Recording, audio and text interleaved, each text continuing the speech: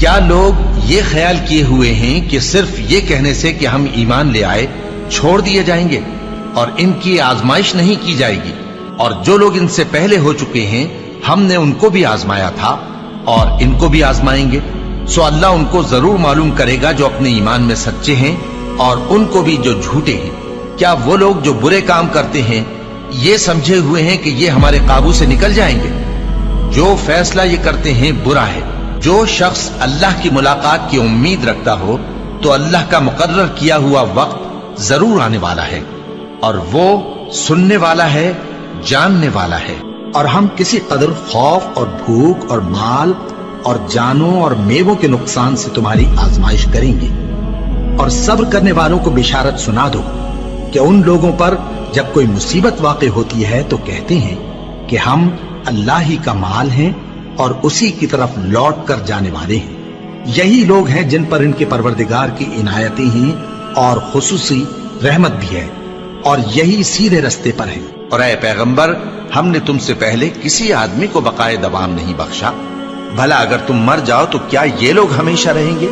ہر شخص کو موت کا مزہ چکھنا ہے، اور ہم تم لوگوں کو سختی اور آسودگی میں آزمائش کے طور پر مبتلا کرتے ہیں، اور تم ہماری طرف ہی لوٹ کر آؤ گے۔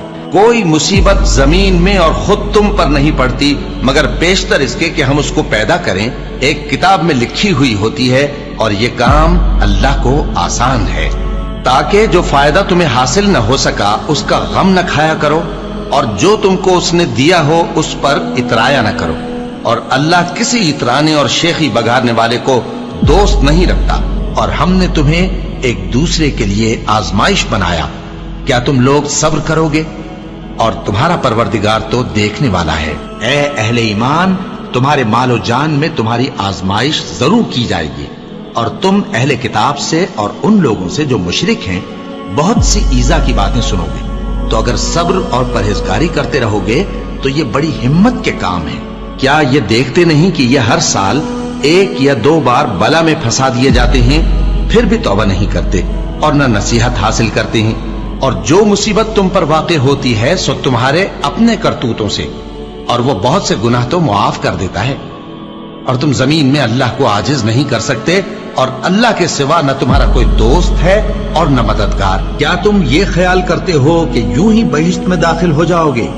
اور ابھی تم کو پہلے لوگوں کی سی مشکلیں تو پیش آئی ہی نہیں۔ ان کو بڑی بڑی سختیاں اور تکلیفیں پہنچیں، اور وہ صعوبتوں میں ہلا ہلا دیے گئے، یہاں تک کہ پیغمبر اور مومن لوگ جو ان کے ساتھ تھے سب پکار اٹھے کہ کب اللہ کی مدد آئے گی۔ دیکھو، اللہ کی مدد ان قریب آیا چاہتی ہے۔ اللہ کسی شخص کو اس کی طاقت سے زیادہ کا ذمہ دار نہیں بناتا۔ اچھے کام کرے گا تو اس کو ان کا فائدہ ملے گا، برے کرے گا تو اسے ان کا نقصان پہنچے گا۔ اے پروردگار، اگر ہم سے بھول یا چوک ہو گئی ہو تو ہم سے مواخذہ نہ کیجو۔ اے پروردگار، ہم پر ایسا بوجھ نہ ڈالیو جیسا تو نے ہم سے پہلے لوگوں پر ڈالا تھا۔